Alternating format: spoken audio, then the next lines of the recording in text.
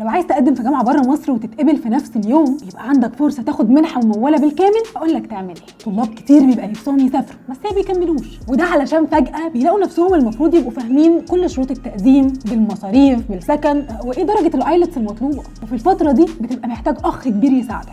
وده اللي اورانوس اديوكيشن وستادي فانز عملوه، ودي شركه استشارات تعليميه فاهمين التوهان بتاعك وهيساعدوك في كل حاجه من اول اختيار الدوله لحد ما يوصلوك المطار بشنطه هدومك ويدخلوك الجامعه بالسلامه، وكل ده مجانا. اغلب الجامعات في كل الدول هتبقى موجوده في معرض يوني كامب اكسبو يوم 28 اغسطس في هيلتون رمسيس في القاهره من الساعه 11 الصبح ل 8 بالليل، ويوم السبت 30 اغسطس في اسكندريه في هيلتون جرين بلازا من الساعه 2 الظهر للساعه 8 بالليل. والاهم بقى ان بحضورك المعرض هتبقى دخلت سحب على منحه مموله بالكامل، ده غير انك هتاخد خصومات على المصاريف بتوصل ل 75%، والمعرض تحت رعايه اورانوس اديوكيشن وستادي فانز، وهناك هيبقى عندك فرصه انك تقدم وتتقبل في الجامعه في نفس اليوم. فانت يا دوب تروح المعرض وترجع تحضر شنطه هدومك، وما تنسوش تدخلوا على اللينك اللي في البايو علشان تسجلوا لحضور المعرض.